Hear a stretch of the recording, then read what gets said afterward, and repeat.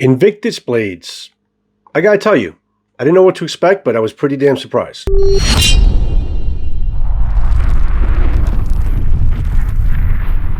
This is the M390 Z1 pocket knife. Now, I didn't know what to expect from this knife. Mini Katana, starting to get into like pocket knives and EDCs and whatnot. I did review my first one. It was the, I believe it's called the Silver Wing. And this is a very bedazzled, a lot of beautiful wood veneer type handle scales and stuff like that. You got the beautiful spacers there. Pretty solid knife. Beautiful, beautiful Damascus pattern. This handled itself pretty well. I mean, no chips. Everything is still pretty smooth. A really devastating tip on this thing. And you guys know me. I don't just show you the knife. I try to really demonstrate it the best I can just to show you if these knives are worth and if they work. I mean, the knives have to work. They don't only have to look good on tabletop reviews. They also have to work well, and I try my best to show you that. But this was also more of a fantasy style. Like this is kind of like a dragon wings, I believe, or something like that. And it's more of like a little bit more of a fantasy style type of knife with all the bedazzlements and all that and Damascus steel. So it may turn some people off, but not to say it's not a good knife. It's still a very good, well-performing, solid in the hand type of knife. It just has a different type of aesthetic to it. So then comes this knife here. Now this knife came in at around $230, $229.99 to be exact. Sold right now at the present time on Mini Katana's website. Also, a little disclosure, if you want 15% off of anything from Mini Katana, in the description will be a link to go into Mini Katana and also a code that you could put at checkout. If you go in and put my code in, you can get 15% off pretty much, I think, anything that you order from Mini Katana. Being the price point, being that they're just getting into pocket knives, I'm thinking $230, really, what are we looking at here at that type of price point? Because that goes into a little bit more of the upper echelon of prices in terms of an EDC folder and things like that. Then you start looking at the specs of the knife and you see that it is titanium and carbon fiber inlays. So it's got a nice titanium frame all around. I think stainless steel pins though, but also I think a titanium belt clip and a very nice fitting belt clip with little designs there. And it's got the carbon fiber inlays. So it's titanium and carbon fiber. So you say, all right, you know what? You got some good materials on the knife. So maybe that's where the price is coming from.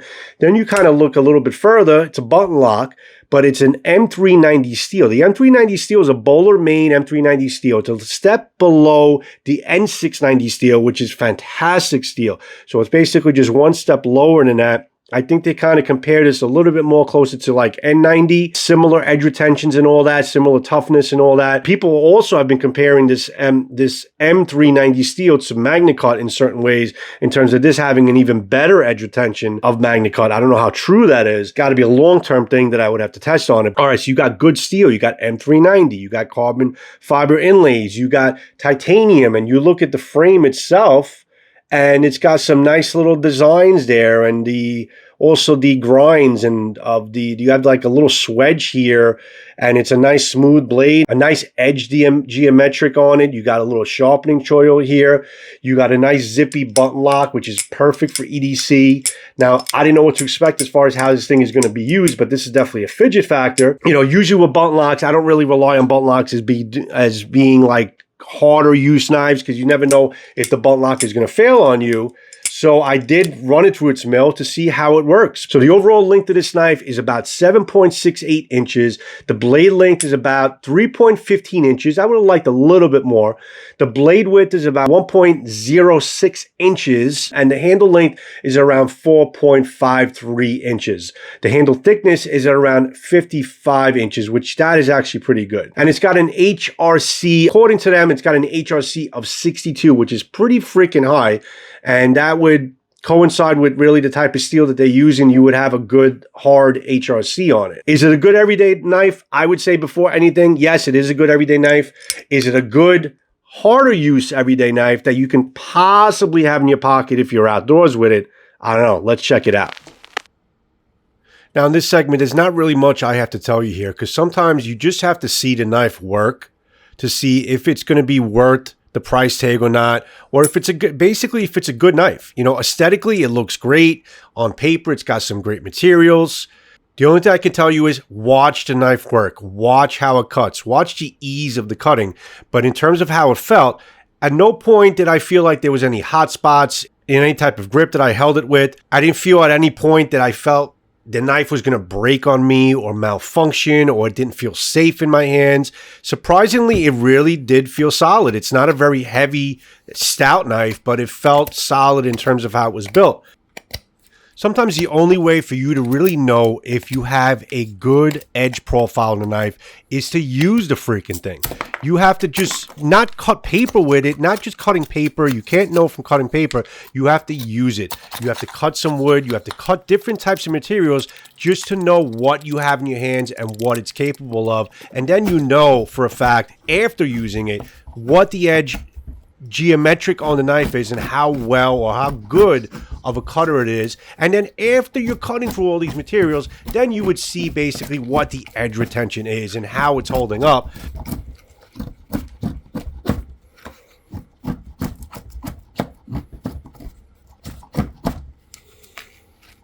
And you could see here the ease that this knife, curling up the wood here, I'm trying to use every part of the knife, and it's very impressive basically how well this thing cut.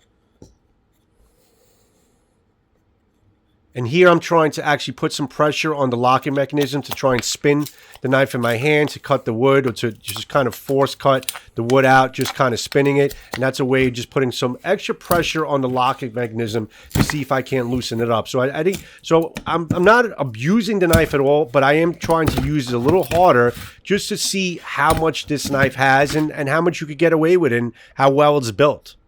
And so far, it's still crazy sharp, obviously. There's no wiggle or rattle or anything like that, anything that concerns me, but I'm not done there. Here I'm doing just a slight tip test. I'm not going crazy on it.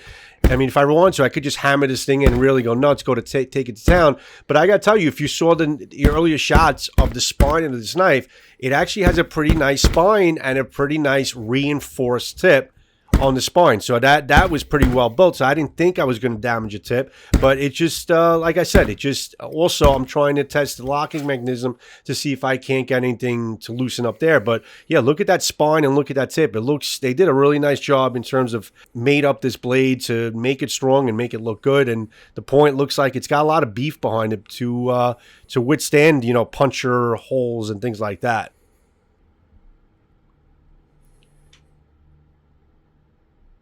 And here, guys, I'm just cutting through various types of materials. I'm cutting through these materials so fast that I'm actually feeling like I slipped and I didn't even cut them. It cut everything really with ease. And I just cut after cut after cut. The edge retention held up. It kept on slicing. I'm a big fan of this, of how they made up this knife and how well it slices. It's really doing a great job. This is electrical cable, and there's a lot of things, a lot of copper wire inlays in there, and it kind of got through that. Probably one of the best demonstrations I've had, you know, cutting electrical cable with this knife. It did a really nice job. And you can see how much there is in between that cable and how well it cut. And it really surprised me. And like I said, it's at times I felt like I slipped myself and I didn't even cut it, but it actually did do the cut on its own. So there's really not even much effort on my part to get this thing to cut.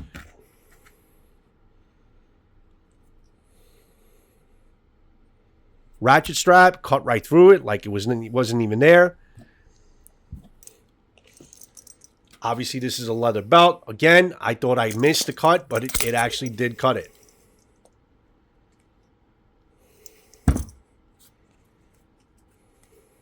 See, it's still able to do some pretty nice slicing. It just, the knife just kept on cutting, guys. It kept on cutting and cutting material after material. It didn't feel like at any point it was slowing down or it was going to fail or anything like that.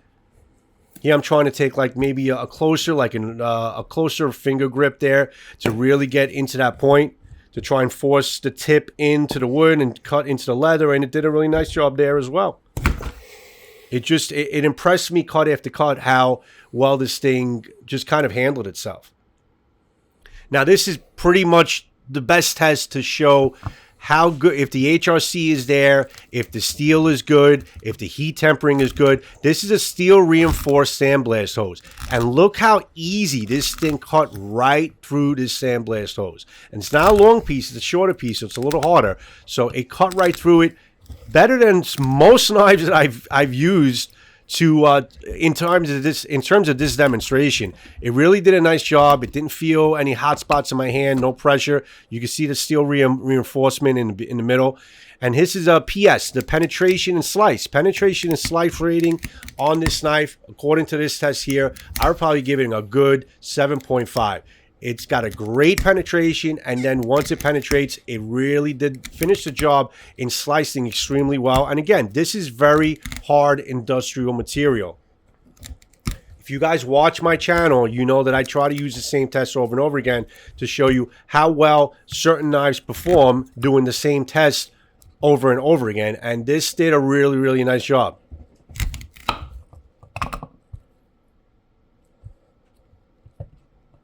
You got to see the knife work, guys. Sometimes you just got to see the knife work.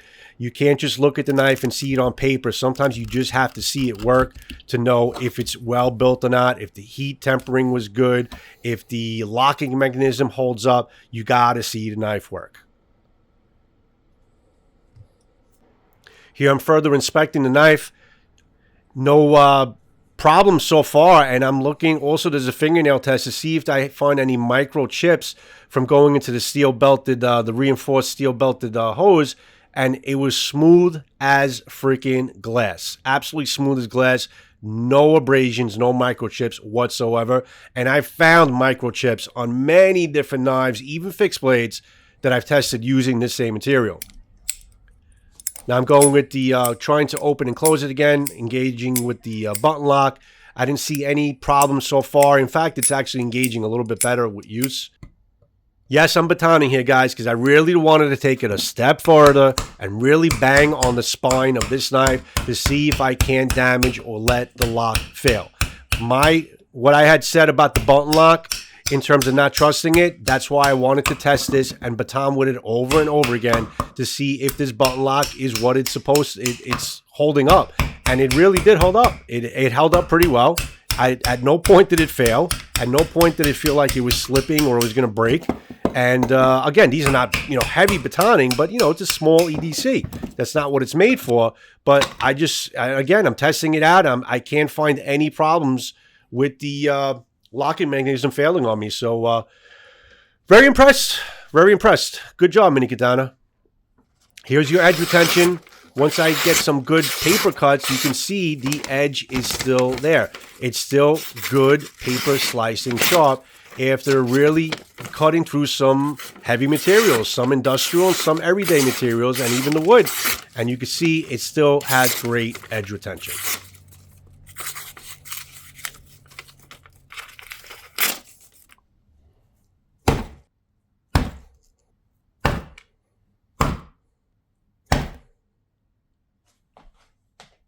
Now, I was testing how this knife is held up pretty much throughout the knife review, but I gotta tell you, there's no wiggle. A little bit from up and down, a little bit. I don't know if you could hear it. Very, very slight, but nothing that really alarms me as being damaged or anything. It's still perfectly functional, but absolutely no movement from side to side. The button lock engages very well. The rear flipper actually was very stiff when I first got it out of the box, and I was forced to use the button only. But now it kind of, using it a little bit, it just kind of really wore itself in. So you could use the rear flipper to engage with it, or you could use the button lock. Ooh, hit my mic. Or you can use the button lock to kind of go in and out, and it works really well. It's pretty secure. I've opened and closed this thing about 100 times already, and it hasn't failed on me once. And the edge held up to all of the hard materials in terms of the steel belted tire, steel belted stand base holes rather, all the cutting of the rope. I tried to throw as much I could at it, and I gotta tell you, I'm pleasantly impressed with how, that this is actually a pretty damn good knife. I mean, is it worth the price point of $229 is pretty much the question of the video. Being a very good knife, and it is a pretty tough knife, it handled itself well.